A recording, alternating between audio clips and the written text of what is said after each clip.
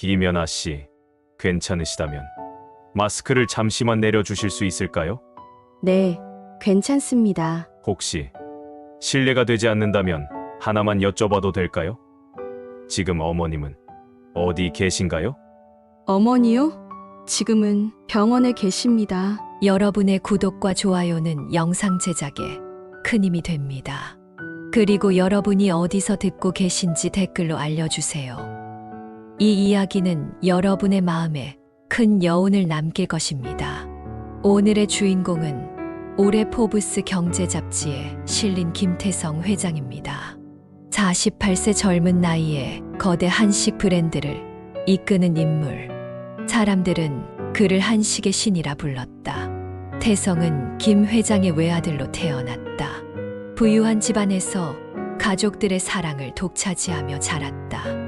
어릴 적 사진 소크는 늘 웃고 있었다. 바람이 좋은 날엔 마당에서 연을 날렸고, 비 오는 날엔 커다란 창문 앞에 앉아 피아노를 쳤다. 그의 하루는 정돈되어 있었고, 언제나 누군가의 보호 아래 있었다. 그리고 지금 그는 태성그룹의 회장이 되었다. 아버지로부터 회사를 물려받아 이름만으로도 무게감 있는 그 자리를 젊은 나이에 차지했다. 재계 인사들은 그를 두고 야심 있고 명석하며 감정을 드러내지 않는 사람이라 평했다. 그 말은 절반은 맞고 절반은 틀렸다. 그는 웃을 줄 알았고 사랑할 줄도 알았다. 다만 오래도록 숨겨온 하나의 기억이 있었다. 중학교 2학년, 서울 은평구 오래된 벽돌담이 줄지어 선 중학교에서 그녀를 처음 보았다. 배수진, 희미한 햇살 속에서도 눈에 띄던 아이, 조용하고 단정한 말투, 얇은 손목, 옅은 미소. 태성은 처음 본 순간 이유 없이 그 아이에게 끌렸다. 이거 내가 흘렸어. 그녀가 떨어뜨린 지우개를 주워 건넸을 때 태성은 처음으로 입을 열었다. 수지는 놀란 얼굴로 그를 쳐다보았고 작게 고맙다고 말했다. 그 이후로 태성은 그녀에게 자주 말을 걸었다. 점심시간 복도 도서관에서 그녀는 처음엔 머뭇거렸고 나중엔 웃었다. 그리고 두 사람은 아주 순한 방식으로 연애를 시작했다. 그 시절 태성은 수진을 위해 소설책을 대신 빌려주고 빗길엔 그녀의 가방을 들었다. 수진은 태성을 위해 도시락 뚜껑에 소심한 글씨로 작은 쪽지를 남기곤 했다. 오늘 힘들었지. 고마워. 그 시절의 사랑은 어쩌면 가장 단단하고 가장 깨지기 쉬운 것이었다. 고등학교 입학. 태성은 서울에서도 손꼽히는 명문 고등학교로 진학했고 수진도 전교 1등의 성적으로 같은 학교에 입학했다. 사람들은 그들을 모범생 커플이라 불렀다. 단정하고 조용한 두 사람. 나란히 앉아 수업을 듣고 중간고사 후엔 작은 떡볶이 집에서 조용히 웃었다. 사람들은 수진도 태성과 비슷한 환경에서 자랐을 거라 생각했다. 고급진 말투, 침착한 태도, 어디서든 예의를 지키는 아이. 하지만 실상은 달랐다. 서울 은평구의 오래된 단독주택. 외벽엔 균열이 있었고 골목은 좁았다. 수지는 할머니, 할아버지와 함께 살았다.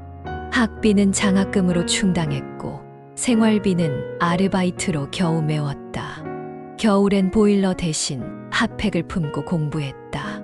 그러나 그녀는 단 한 번도 힘들다고 말한 적 없었다. 태성은 알고 있었다. 그녀를 좋아하는 마음이 너무 커서 집 앞까지 바래다 주는 길에 그녀의 형편을 알게 되었다. 그러나 누구에게도 말하지 않았다. 수진이 상처받을까 두려웠고 그녀의 자존심을 지켜주고 싶었다. 나는 대신 더 조심하면 되니까. 그렇게 두 사람은 자라났다. 누가 봐도 잘 어울리는 커플이었고 서로가 있어 세상의 모든 어려움을 이겨낼 수 있을 것 같았다. 하지만 봄은 오래 가지 않았다. 그러나 문제는 대학이었다. 김태성과 배수진. 그들은 함께 서울대학교에 입학하겠다는 약속 하나로 긴 시간을 버텼다. 도서관에서 마주 앉은 책상, 수험서의 뒷장에 적힌 짧은 격려의 문장들, 손끝에 맺힌 땀방울 같은 그 시간들이 있었다. 데이트라고 부르기 어려운 만남들이었지만 그들에게는 가장 빛나는 날들이었다. 달콤한 디저트보다 더 진한 위로가 담긴 물 한 병, 문제 하나를 함께 푸는 순간의 웃음, 그 모든 것이 사랑이었다. 그러나 수능이라는 냉정한 이름의 경계 앞에서 두 사람은 서로 다른 위치에 서게 되었다. 태성은 최선을 다했지만 문턱 앞에 멈춰섰다. 수지는 문을 넘어 서울대학교에 당당히 입학했고 장학금까지 받았다. 태성은 다른 대학에 진학했지만 같은 캠퍼스를 걷지 못한다는 사실이 마음 어딘가를 천천히 무너뜨렸다. 질투도 자책도 아니었다. 다만 어딘가 자꾸 헛헛해지는 느낌, 손끝에서 빠져나가는 것들을 붙잡고 싶은 초조함. 그럼에도 두 사람은 서로를 놓지 않았다. 괜찮아. 멀지 않잖아. 수진이 그렇게 말할 때마다 태성은 작게 고개를 끄덕였다. 믿고 싶었다. 마음이 같은 곳을 향하고 있다면 거리는 중요하지 않다고. 대학 생활은 바람처럼 흘러갔다. 졸업을 앞두고 태성은 아버지의 뜻에 따라 군에 입대했다. 수지는 조용히 그를 기다렸다. 면회 때마다 그녀는 사소한 것들을 챙겼다. 손편지, 작은 초콜릿, 싸늘한 면회실 안에서 태성이 덜 외롭기를 바라는 조용한 마음. 그러던 어느 날, 배수진은 대기업에 합격했다. 벽성그룹, 한식 브랜드로 유명한 회사. 태성에게 곧바로 말하지 않았다. 입술을 깨물며 기다렸다. 그가 휴가를 나오는 날 가장 먼저 전하고 싶었기 때문이다. 휴가 날 카페 한 구석. 태성아, 나 드디어 됐어. 벽성그룹 합격했어. 말끝에 묻어난 설렘과 기쁨. 하지만 태성은 말이 없었다. 눈동자가 살짝 흔들렸고 손에 들고 있던 물컵이 미세하게 떨렸다. 벽성그룹. 그 이름은 태성그룹의 최대 라이벌이었다. 법정 공방이 수년째였고 태성의 아버지는 사석에서 그 회사를 언급할 때마다 얼굴을 굳혔다. 자존심, 혈통, 가문의 이름 그 모든 것을 등에 진 채 살아온 김태성에게 그 이름은 곧 경계선이었다. 그러나 그는 미소를 지었다. 입꼬리를 억지로 끌어올렸다. 정말 잘했어, 수진아. 고생 많았지. 그 말에 수지는 눈을 반짝였다. 너한테 제일 먼저 말하고 싶었어. 내가 기뻐할 줄 알았어. 태성은 고개를 끄덕였다. 말없이 그 순간 그의 안에서 무언가가 느리게 무너졌다. 균열은 눈에 보이지 않았고 그는 그것을 애써 외면했다. 시간은 흘렀다. 수지는 회사에 빠르게 적응했다. 야근이 잦았고 끼니를 놓칠 때도 많았지만 그녀는 웃었다. 할아버지와 할머니에게 따뜻한 저녁을 사드릴 수 있다는 생각만으로도 충분했다. 한편 태성은 제대를 했다. 곧장 태성그룹에 들어갔고 숨가쁜 경영 수업이 시작됐다. 복잡한 회계자료, 끝없는 보고서, 아버지의 무표정한 얼굴. 그 와중에도 수진을 향한 마음은 놓지 않았다. 오히려 더 단단해졌다. 어느 저녁 그는 조용히 말했다. 수진아, 너랑 미래를 함께하고 싶어. 우리 천천히 준비해볼까? 수진은 그의 말을 들으며 웃었다. 짧게 고개를 끄덕였다. 눈빛이 흔들렸다. 그러나 그들은 알지 못했다. 이 조용한 균열이 언제 어느 순간 거대한 틈이 되어 둘 사이를 갈라놓게 되리라는 것을. 그러던 어느 날 김태성은 마침내 배수진에게 자신의 가족과 회사에 대한 진실을 털어놓았다. 서울 어느 한적한 공원의 벤치, 햇빛은 부드럽게 나무십 사이로 스며들었고 사람들의 웃음소리는 멀리서 희미하게 들려왔다. 그 고요 속에서 태성의 목소리는 조심스럽고 단단했다. 나, 수진아, 사실 우리 집이 태성그룹이야. 말끝은 무겁게 가라앉았다. 바람 한 줄기가 지나갔다. 수진은 잠시 말이 없었다. 벤치에 앉은 채 손가락을 맞잡은 손을 천천히 풀었다. 그리고 입술을 달싹였다. 태성그룹. 그 태성그룹. 태성은 고개를 끄덕였다. 수진의 눈이 흔들렸다. 벽성그룹. 자신이 다니는 회사. 그리고 그들의 최대 라이벌. 법정에서, 시장에서 수년째 다투어온 이름. 왜 지금까지 말하지 않았어? 그녀의 목소리는 조용했지만 섞인 감정의 결은 명확했다. 놀람, 서운함, 조금의 불안. 태성은 고개를 숙였다. 너는 할아버지, 할머니랑 어렵게 살아왔잖아. 내 앞에서 내 형편을 말하면 괜히 불편하게 만들 것 같았어. 내가 감당해야 할 일은 아니니까. 그 말에 수지는 아무 말 없이 그를 바라보았다. 바람에 머리카락이 흩날렸다. 그 순간 태성의 얼굴에 작은 웃음이 떠올랐다. 하지만 이제는 더는 숨기고 싶지 않았어. 잠시 침묵이 흘렀다. 수지는 한참을 생각하듯 시선을 멀리 두었다가 다시 고개를 돌렸다. 그럼 나 벽성그룹에 다니는 건 괜찮아. 진짜 괜찮아. 태성은 고개를 끄덕였다. 미소는 여전했다. 처음 내가 벽성그룹에 합격했다고 했을 때부터 알고 있었어. 그날 축하해줬던 거 진심이었어. 그는 잠시 숨을 고르고 말을 이었다. 두 회사의 문제도 곧 해결될 거야. 결국엔 서로 도움이 되는 방향으로 가게 될 거고. 그게 내 목표이기도 해.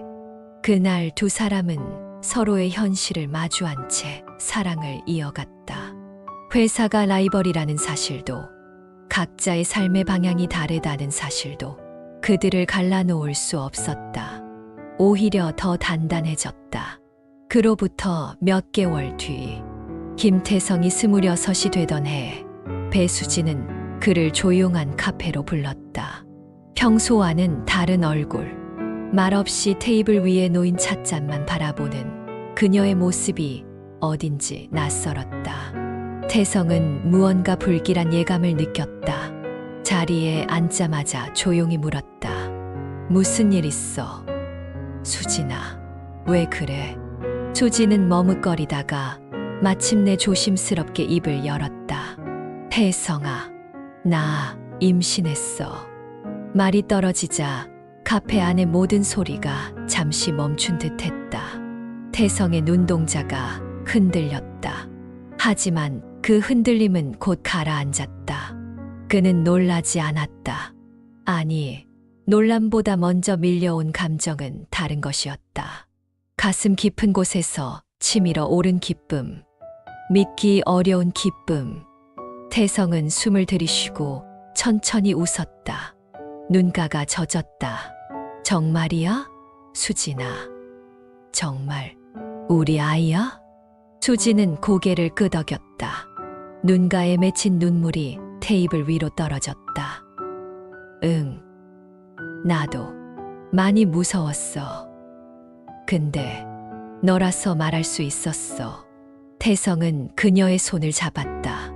떨리는 손, 그러나 따뜻한 손. 고마워, 수진아. 고맙다. 그는 진심으로 말했다. 그날 이후 두 사람은 달라졌다. 함께 미래를 꿈꿨고 아이의 이름을 상상했다. 조심스럽게 방 하나를 비워두고 벽지를 고르고 햇살이 가장 잘 드는 창을 골랐다.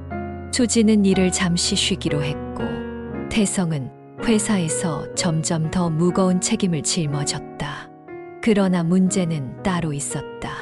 그러나 김태성은 아직 부모에게 단 한 번도 배수진에 대해 말한 적이 없었다. 말할 수 없었다. 아니, 말하지 않았다. 그건 선택이었다. 어릴 적부터 그의 어머니는 늘 단호했다. 감정이 개입된 일에는 유난히 예민했고 회사를 잇는 일에는 한치의 흔들림도 허락하지 않았다. 경영이 몸에 배기 전까지 연애는 사치야. 흐트러지지 마. 그녀는 늘 그렇게 말했다. 그리고 이미 태성그룹과 긴밀한 관계를 유지하고 있는 재벌가의 딸을 며느리감으로 점찍어 두고 있었다. 태성이 어릴 적 그 딸과 함께 찍은 사진이 지금도 응접실의 한쪽 벽에 걸려 있었다. 그러나 김태성은 흔들리지 않았다. 그는 마음속에서 오래전부터 결심하고 있었다. 수진과 결혼하겠다고, 그리고 아이를 함께 키우겠다고. 그는 조용한 밤 수진에게 모든 것을 털어놓았다. 우리 부모님, 널 반대하실 거야. 벽성그룹에 다닌다는 사실도 그렇고 지금도 두 회사는 소송 중이니까. 그리고 이미 정해진 사람도 있어. 수지는 말없이 그의 눈을 바라보았다. 그 눈엔 낯설지 않은 단념과 깊은 물처럼 잔잔한 결심이 담겨 있었다. 태성은 말을 이었다. 그러니까 수진아, 혹시 회사 그만두고 태성그룹으로 와줄 수 있을까? 다른 부서로 옮겨도 되고 아니면 새로 시작해도 돼. 내가 도울게. 수지는 조용히 고개를 저었다. 말없이 그러나 분명하게. 안 돼, 태성아. 나 그럴 수 없어. 벽성그룹에 처음 입사할 때 회장님이 할아버지, 할머니 병원비도 지원해 주셨고 생활비도 도와주셨어. 더 좋은 집도 마련해 주셨고 그 덕분에 내가 지금 이렇게 살아있는 거야. 그녀의 눈동자에는 빛이 있었다. 고마움, 책임감, 그리고 스스로에 대한 믿음. 내가 지금 태성그룹으로 가면 난 사람이 아니야. 그건 은혜를 모르는 사람이 되는 거야. 태성은 말이 없었다. 그는 수진의 손을 꼭 쥐었고 긴 침묵 끝에 조용히 고개를 끄덕였다. 알겠어. 그럼 아이를 출산하고 그 후에 내 부모님께 찾아가자. 우리가 함께 가서 솔직하게 말하자. 그들은 서로를 바라보았다. 말보다 깊은 다짐이 그 사이를 채웠다. 그리고 며칠 후 수지는 아직 작은 배를 감싸주며 할아버지, 할머니 댁으로 향했다. 태성과 함께였다. 오랜만에 두 사람이 함께 들어선 집. 골목은 여전히 좁았고 담장 위에는 고양이 한 마리가 졸고 있었다. 현관문을 열자 익숙한 냄새. 된장국, 나무 가구에서 오래 묵은 햇살 냄새. 할머니가 제일 먼저 달려 나왔다. 어이구, 우리 수진이구나. 현우, 아니 태성이랑 같이 왔네. 그녀는 수진의 손을 붙잡고 부엌으로 이끌었다. 할아버지는 방에서 신문을 접고 나와 두 사람을 환하게 반겼다. 어서 오너라. 바쁜데 와줘서 고맙구나. 태성은 살짝 긴장한 듯 어깨가 굳어 있었지만 두 어르신의 따뜻한 미소에 점점 마음이 풀렸다. 마치 오래전부터 알고 지낸 가족처럼 식탁이 준비되었다. 반찬 하나하나 정성스럽게 놓인 상. 할머니는 손수 만든 김치와 나물들을 내놓으며 말했다. 자자, 밥부터 먹자. 빈속으론 이야기도 안 나오지. 식사 후 수지는 조심스럽게 입을 열었다. 할머니, 할아버지, 저 임신했어요. 순간 숟가락이 멈췄다. 눈이 크게 떠졌다. 그러나 곧 미소로 가득 찼다. 할머니는 수진의 손을 꼭 잡았다. 그래, 우리 수진이가. 아이고, 세상에. 우리 집에 새 생명이 오는구나. 할아버지는 깊은 숨을 내쉬며 말했다. 그래. 생명보다 귀한 게 어디 있겠느냐. 정말 축하한다. 그리고 그는 두 사람을 조용히 바라보았다. 목소리는 차분했고 눈빛은 깊었다. 결혼을 한다면 우리는 반대하지 않는다. 하지만 중요한 건 너희 둘이다. 앞으로 어떤 인생을 살아갈지, 어떤 선택을 할지, 그건 오롯이 너희 몫이다. 수진의 눈가가 젖었다. 태성도 고개를 숙였다. 단순한 허락이 아니었다.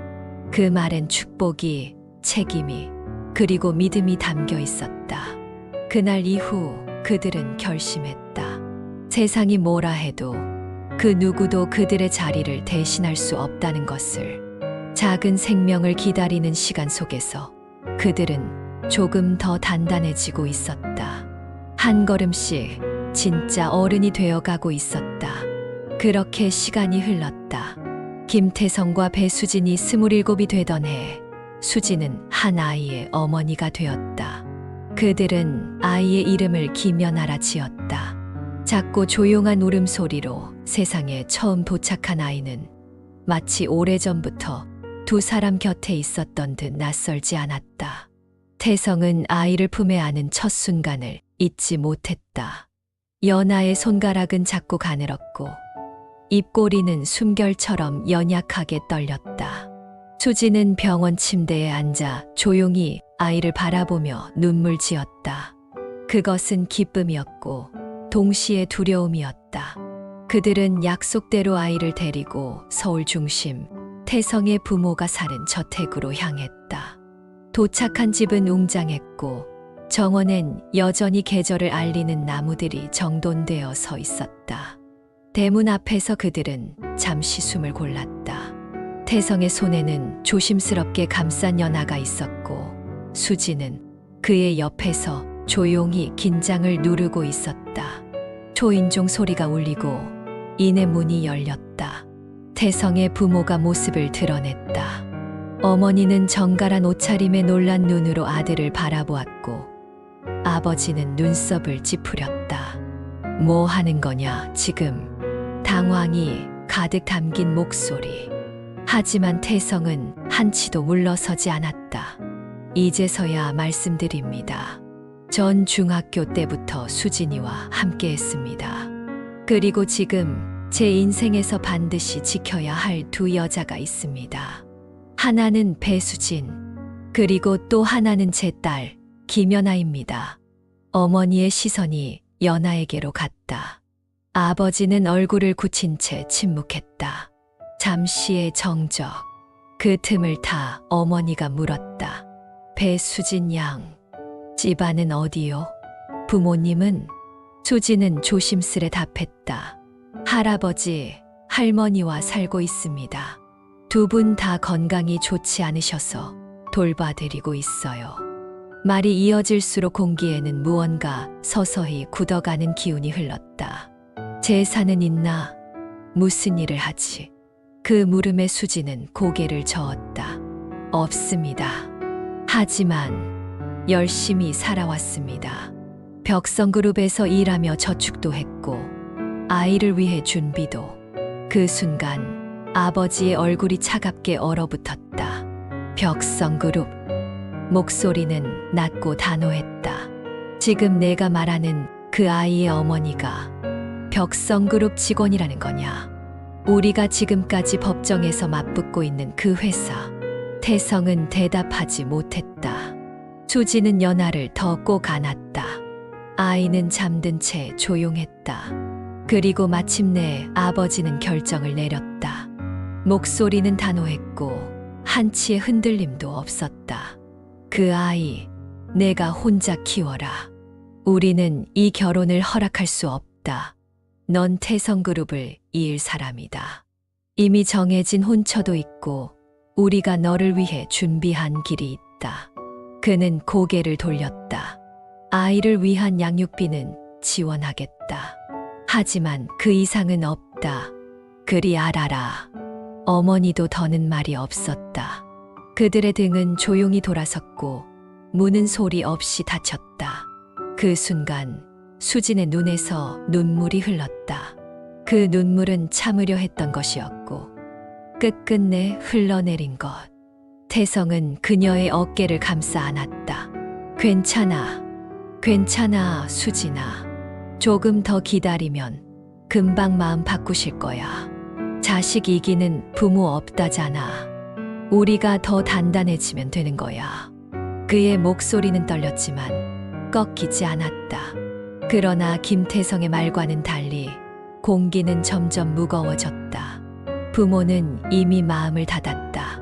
배수진이라는 여자를 받아들일 생각이 없었다. 이유는 단순하지 않았다. 출신도 배경도 그들의 눈엔 모두 불편했다. 무엇보다 그녀 자체를 싫어했다. 태성은 포기하지 않았다. 매일 말했다. 조용한 식탁에서, 어두운 거실에서. 수진과 연하는 가족이라고, 내 인생에서 가장 소중한 존재라고. 부모는 듣지 않았다. 아니, 듣지 않으려 했다. 싸움은 이어졌고 마음에 흠집을 냈다. 말은 상처가 되었고 상처는 점점 깊어졌다. 어느 날 아버지가 여권과 비행기 표를 내밀었다. 미국 본사로 가라고 했다. 이제는 배워야 할 때다. 감정에 흔들리지 마. 넌 태성그룹의 미래다. 태성은 고개를 들었다. 안 갑니다. 아버지는 말이 없었고 어머니가 조용히 말했다. 수진이가 양육비를 일시불로 달라고 했다. 그래서 주고 왔다. 그 말에 태성의 입술이 떨렸다. 그럴 리가 없어요. 수진이는 그런 사람 아니에요. 어머니는 눈을 피하지 않았다. 결국 돈이 중요했던 거야. 널 떠날 이유가 그거였어. 태성은 믿을 수 없었다. 전화를 걸었다. 수진에게 수차례. 하지만 아무도 받지 않았다. 그는 택시를 탔다. 수진이 살던 집으로 향했다. 문 앞에 섰다. 집은 비어 있었다. 페인트가 벗겨진 문, 닫힌 창문. 집은 조용했다. 문 손잡이에 쪽지가 붙어 있었다. 태성아, 혹시 우리 집에 찾아왔다면 다시는 날 찾지 마. 그 한 줄에 숨이 막혔다. 무릎에 힘이 빠졌다. 쪽지는 바람에 흔들렸고 그는 움직이지 못했다. 거짓말이라고 생각했다. 뭔가 잘못된 거라고 믿었다. 하지만 수지는 없었다. 그날 밤 그는 집으로 돌아가지 않았다. 어두운 방 안, 전등도 켜지지 않은 채 그는 혼자 앉아 있었다. 책상 위에 연하의 사진이 놓여 있었다. 작고 동그란 얼굴, 웃고 있는 수진, 그 옆에 선 자신. 모든 것이 멈춘 듯했다. 말도 숨도 시간도. 사랑은 늘 따뜻하지만은 않았다. 때론 아프고 때론 너무 조용했다. 그래서 더 아팠다. 그는 속으로 묻는다. 수진아, 어디에 있어? 나 없이 괜찮아. 정말 괜찮은 거야? 그 후 몇 주간 김태성은 방처럼 닫힌 도시에 홀로 남았다. 수진과 연하를 찾기 위해 온갖 방법을 동원했다. 지인을 동원했고 이전 주소지를 뒤졌고 심지어 자존심을 내려놓고 벽성그룹까지 찾아갔다. 그곳에서 그는 알아보는 눈빛을 마주쳤다. 냉랭한 응대. 이곳은 방문 예약 없이는 들어올 수 없습니다. 말끝은 매몰찼고 발걸음은 무겁게 되돌아섰다. 그 순간 그녀를 보았다. 엘리베이터 앞에서 기다리던 배수진. 눈이 마주쳤다. 그러나 그녀는 아무 말 없이 그를 응시했다. 감정 없는 눈, 무표정한 얼굴. 눈길을 피하지도 말을 하지도 않았다. 그녀는 엘리베이터에 올랐다. 천천히 문이 닫혔다. 그 안에서 그녀는 고개를 돌렸다. 등만 남았다. 그 자리에 태성은 주저앉았다. 허공을 붙잡는 손, 멈춘 숨. 그날 이후 그는 술에 의지했다. 밤은 흐릿했고 기억은 조각났다. 방 안은 무겁고 어두웠다. 그러나 현실은 기다려주지 않았다. 부모의 강요를 이기지 못하고 결국 미국행 비행기에 몸을 실게 되었다. 떠나기 전 그는 메시지를 남겼다. 오늘 미국에 간다. 언제 돌아올진 모르지만 반드시 성공해서 돌아올 거야. 내 힘으로 너와 연아를 당당히 내 집안으로 데려올게. 어머니가 무슨 말을 했든 난 널 믿는다. 몇 년이 걸리든 몇십 년이 걸리든 다른 사람 만나지 않을 거야. 반드시 다시 찾을게. 메시지는 전송되었지만 응답은 오지 않았다. 미국에서의 시간은 차갑고 빠르게 흘렀다. 그는 누구보다 치열하게 일했다. 아침 일찍 출근했고 밤늦게 돌아왔다. 보고서를 정리하고 거래처를 만나고 회의에서 발표했다. 회사에서는 그를 유능한 인재라 불렀다. 그러나 아무도 몰랐다. 그의 하루 중 가장 고요한 시간은 업무가 끝난 후 수진의 사진을 바라보는 그 10분이었다는 것을. 그는 틈만 나면 메시지를 보냈다. 안부를 물었고 연아는 잘 있는지 물었다. 생일이면 조용히 선물을 한국으로 보냈다. 하지만 아무 대답도 오지 않았다. 그리고 1년이 지났을 무렵 그녀는 전화번호를 바꿨다. 더 이상 연락조차 닿지 않았다. 절망은 말없이 찾아왔다. 그러나 그는 멈추지 않았다. 한국에 돌아올 때마다 그는 벽성그룹 근처에 사람을 보내 수진에게 편지를 전하게 했다. 혹시라도 그녀가 그 글을 읽고 마음을 돌릴까 기대했다. 잘 지내? 연아는 좋아하는 색이 뭔지, 요즘은 뭘 좋아하는지, 넌 요즘도 새벽에 혼자 창밖을 보며 커피 마시니? 그때처럼, 우리 함께 살던 짧은 시간처럼. 그러나 언제나 그 끝은 같았다. 돌아오는 건 침묵뿐이었다. 세상이 말없이 지나가고 있었다. 그리고 그는 그 시간 속에서 여전히 기다리고 있었다. 아무것도 없는 하루 끝에 그녀가 돌아올지도 모른다는 희망 하나만을 쥔 채로 시간은 무심했다. 23년이라는 시간은 바다처럼 흘렀고 김태성은 그 위에 배를 띄운 사람처럼 태성그룹의 중심에 서 있었다. 모든 것이 그의 손안에서 움직였다. 회의의 의제가 결정되기 전부터 보고서가 날아들고 전략이 수정되기 전에 시장의 반응이 그의 책상 위에 올라왔다. 그의 이름은 곧 무게였고 한식산업의 권위였다. 그러나 단 하나 그의 안에서 비워지지 않는 조각이 있었다.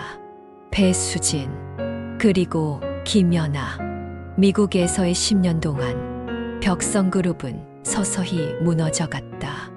끝내 횡령과 비리로 무너진 회사는 조용히 사라졌고 수진도 함께 자취를 감췄다. 그녀를 찾기 위해 모든 걸 동원했지만 어디에도 없었다. 태성은 여전히 그녀를 잊지 못했다. 누구도 그의 곁에 머물지 못했고 그의 옆자리엔 지난 사랑의 그림자만이 있었다. 그런 어느 날 태성그룹의 대규모 채용 면접이 있었다. 그는 여느 때처럼 직접 면접관석에 앉았다. 아무리 바빠도 인재만큼은 손으로 직접 골라내야 한다는 신념 때문이었다. 이력서를 넘기던 손이 멈춘 건 아주 우연한 순간이었다. 김연아, 익숙한 이름. 하지만 단지 이름만은 아니었다. 23세. 어머니가 벽성그룹에서 일했다는 이력. 그의 손끝이 미세하게 떨리기 시작했다. 눈으로 글자를 되짚었다. 어머니께 한식 마케팅을 배웠습니다. 벽성그룹에서 근무하셨고 지금은 병원 중이십니다. 저는 이곳에서 배움을 이어가고 싶습니다. 숨이 멎는 듯 했다. 머리보다 가슴이 먼저 반응했다. 손에 들고 있던 종이가 바스락거렸다. 그 순간 김연아가 속한 조가 면접실에 들어섰다. 모두 마스크를 쓰고 있었지만 단 하나의 시선은 단번에 그를 찔렀다. 그녀였다. 말도 안 되게 익숙한 눈빛. 그는 숨을 삼켰다. 조용한 눈빛과 억제된 호흡. 전신이 얼어붙는 것 같았다. 면접관이 질문을 던졌고 면접은 흘러갔다. 그러나 그에게 시간은 느리게 흘렀다. 마침내 그녀의 이름이 불렸다. 김연아 지원자. 그녀가 고개를 들었다. 마스크 너머로 눈이 마주쳤다. 그 순간 태성은 참지 못했다. 조용히 손을 들었다. 김연아 지원자님, 혹시 마스크를 잠시 벗어줄 수 있겠습니까? 정적이 흘렀다. 사람들의 시선이 그에게 그리고 그녀에게 향했다. 그녀는 조심스레 마스크를 내렸다. 그의 시선은 그녀의 코로 향했다. 코끝 옆에 작고 선명한 점 하나. 그 점을 그는 기억하고 있었다. 어릴 적 배수진이 늘 연아의 코끝을 쓰다듬으며 말하던 그 흔적. 그는 손을 꽉 쥐었다. 눈가에 눈물이 차올랐지만 그는 회장의 얼굴로 돌아갔다. 이 자리에선 아버지가 되어선 안 된다는 걸 알았다. 죄송합니다. 계속 진행하겠습니다. 목소리는 다소 떨렸지만 그는 끝까지 면접을 마쳤다. 마지막 지원자들이 퇴장하던 순간 그는 다시 그녀를 불렀다. 김연아 지원자님, 잠시 남아주시겠습니까? 그녀는 고개를 끄덕였다. 그는 물었다. 이력서에 어머니가 벽성그룹에서 일하셨다고 하셨죠. 지금은 그녀의 표정이 굳었다. 침묵이 흘렀다. 이내 낮고 조용한 목소리가 이어졌다. 지금은 병원에 누워 계세요. 병이 많이 악화됐어요. 그는 말없이 숨을 삼켰다. 심장이 꺼지는 듯한 기분. 제가 꼭 취업해야 하는 이유도 그 때문이에요. 병원비가 너무 커요. 그는 더 묻고 싶었지만 면접은 계속되어야 했다. 그는 고개를 끄덕였다. 면접은 여기까지입니다. 그리고 잠시 침묵한 뒤 차분히 말을 이었다. 회사 스카이라운지에 조용한 공원이 있습니다. 휴게실에서 잠시 기다려 주시겠습니까? 그녀는 고개를 숙였다. 그는 여전히 손을 떨고 있었다. 그러나 이제 확신할 수 있었다. 그녀는 김연아는 그의 딸이었다. 그리고 그는 다시 만날 준비를 하고 있었다. 면접이 끝나자 김태성은 자리에서 조용히 일어났다. 바닥에 닿은 구두의 굽이 작은 진동처럼 퍼졌다. 그의 눈빛은 허공을 향해 고요히 머물렀고 입술은 다물어진 채 흔들리지 않았다. 남은 면접은 여러분께 맡기겠습니다. 짧은 말이었다. 그러나 그것은 면접실을 감싼 공기의 결을 바꿨다.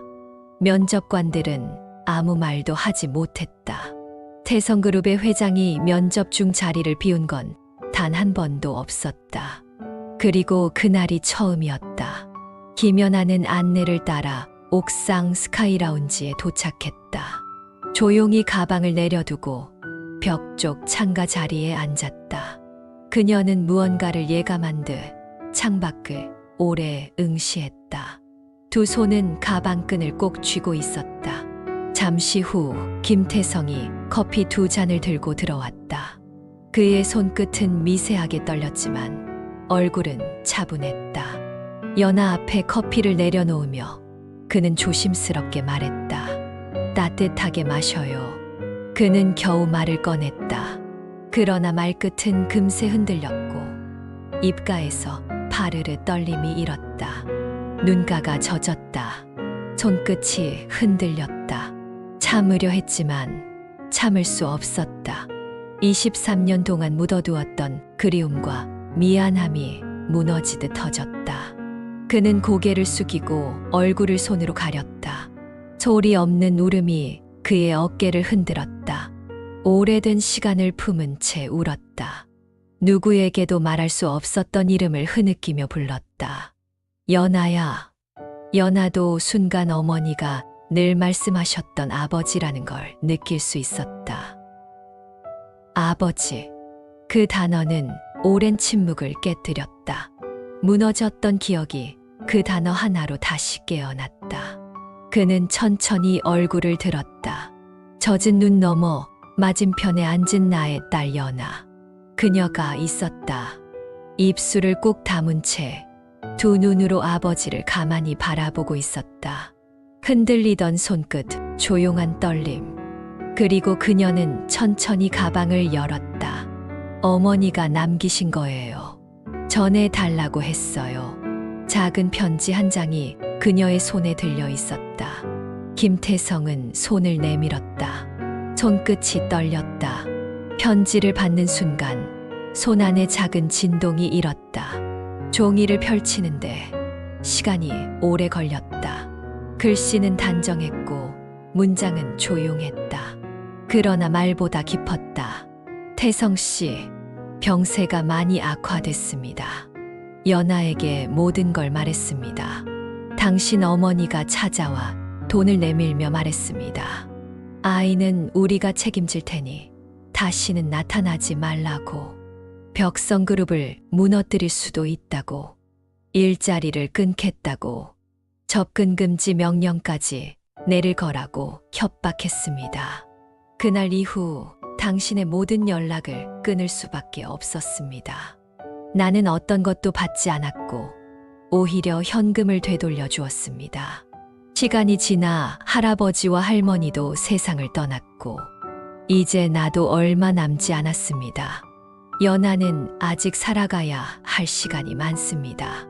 이제 내가 지켜줄 수 없기에 마지막 부탁을 남깁니다. 연아를 부탁합니다. 김태성은 편지를 쥔 채 그 자리에서 고개를 숙였다. 어깨가 흔들렸고 입술이 떨렸다. 전해줘서 고마워. 정말 고맙다. 그는 조심스럽게 김연아를 안았다. 말이 필요 없었다. 눈물만 흘렀다.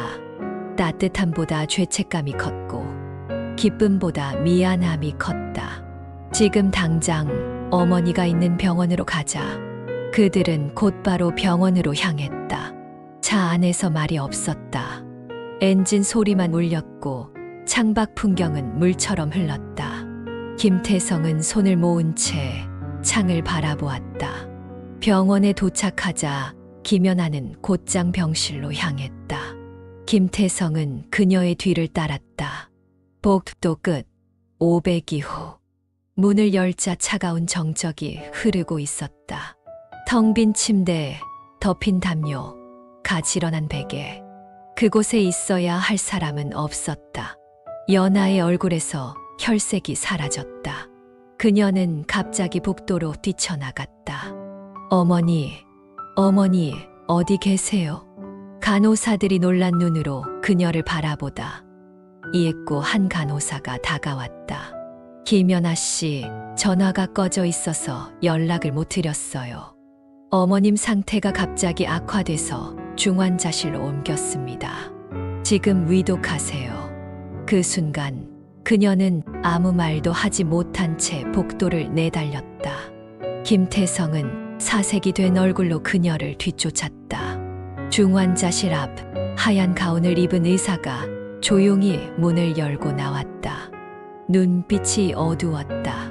연아는 그대로 달려가 그의 소매를 붙잡았다. 왜 중환자실로 옮긴 거예요?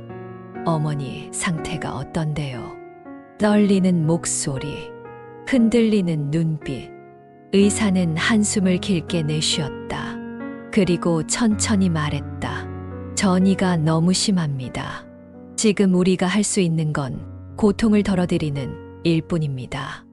연아는 힘없이 주저앉았다. 아니야, 아직 아니야. 그 말이 끝나기 무섭게 그녀는 눈물을 터뜨리며 그대로 쓰러졌다. 김태성이 달려가 그녀를 부축했다. 의자에 눕히고 이마에 손을 얹었다. 그녀의 숨결이 빠르게 떨리고 있었다. 잠시 후 그는 일어섰다. 몸을 가누기도 전에 발걸음은 중환자실 문을 향해 있었다. 그 문을 지나야만 한다는 본능적 확신이 그를 이끌었다. 그러나 간호사들이 그를 가로막았다. 안 됩니다. 면회 시간은 따로 정해져 있고 지금은 그는 소리쳤다. 나는 그 사람의 남편입니다. 20년 넘게 찾아다닌 사람입니다. 지금 면회 시간이 뭐가 중요합니까? 단 한 번 살아있는 얼굴을 지금 아니면 다시는 기회가 없을지도 몰라요.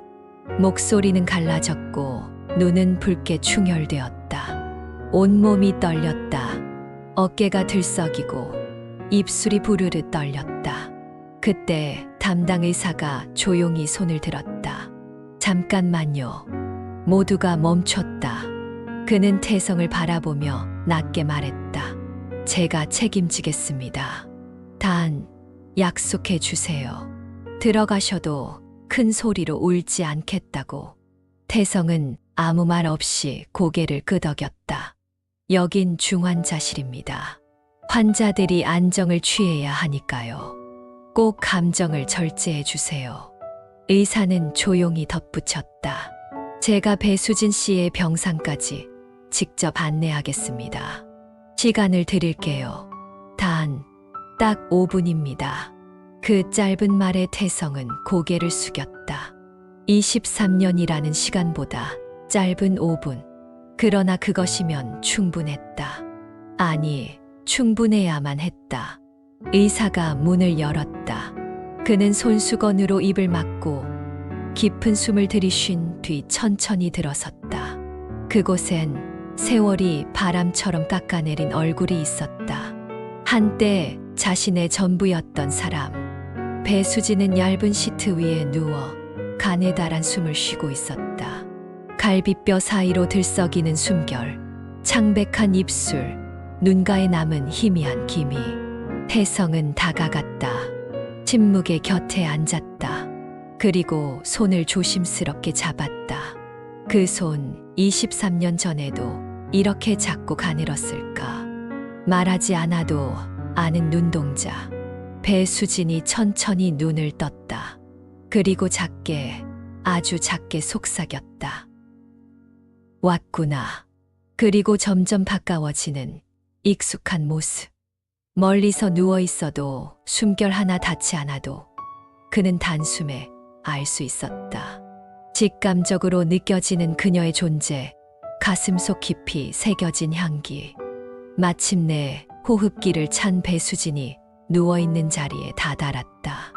담당 의사는 조용히 김태성의 어깨를 두드렸다. 이머전시 장치를 켠 뒤 묵묵히 자리를 떠났다. 그는 떨리는 손으로 그녀를 바라보았다. 야윈 몸, 까맣게 변해버린 피부, 그토록 하얗고 고왔던 손은 이제 힘없이 놓여 있었다. 손수건으로 입을 틀어막고 참으려 애썼다. 하지만 23년의 시간은 더는 참을 수 없는 무게였다. 얼굴에 핏줄이 터질 듯 솟구쳤다. 그는 그녀의 손을 잡았다. 여전히 미세하게 따뜻했다. 그 순간 배수진이 힘없는 눈을 떴다. 아주 천천히, 거의 뜰 힘도 남아있지 않은 듯 간신히. 그리고 그녀의 눈에 천천히 눈물이 맺혔다. 두 사람은 아무 말도 하지 않았다. 김태성은 얼굴을 든 채 고개를 끄덕였고 배수진은 눈물만 흘렸다. 그것만으로 충분했다. 그들의 눈빛은 마지막 인사였고 다시는 오지 않을 재회의 언어였다. 그리고 배수진은 천천히 눈을 감았다. 기계에서 작게 들려오는 신호음. 김태성은 그 소리를 들으며 아직 온기가 남아있는 그녀의 손을 입에 가져갔다. 참아왔던 눈물이 쏟아졌다. 그렇게 배수진은 세상을 떠났다. 시간이 지나 김태성과 김연아는 함께 장례를 치렀다. 그리고 그는 그들이 처음 만났던 중학교 뒷산을 매입했다. 산을 정리하고 그녀를 그곳에 묻었다. 평생 편히 쉴 수 있도록. 모두가 산을 내려갔지만 두 사람은 남았다. 묘비를 바라보며 김태성은 딸의 손을 꼭 잡았다. 연아야, 엄마는 내가 지키지 못했어. 엄마와의 약속은 내가 꼭 지킬게. 그는 연아를 바라보며 조용히 덧붙였다. 내가 어떻게든 지킬 거야. 김태성은 연아를 꼭 안았다. 연아는 조용히 속삭였다. 아버지, 시간이 흘러도 장소가 바뀌어도 사랑하는 마음만은 그대로 남잖아요. 그 마음이 있다면 엄마는 언제나 우리와 함께 할 거예요.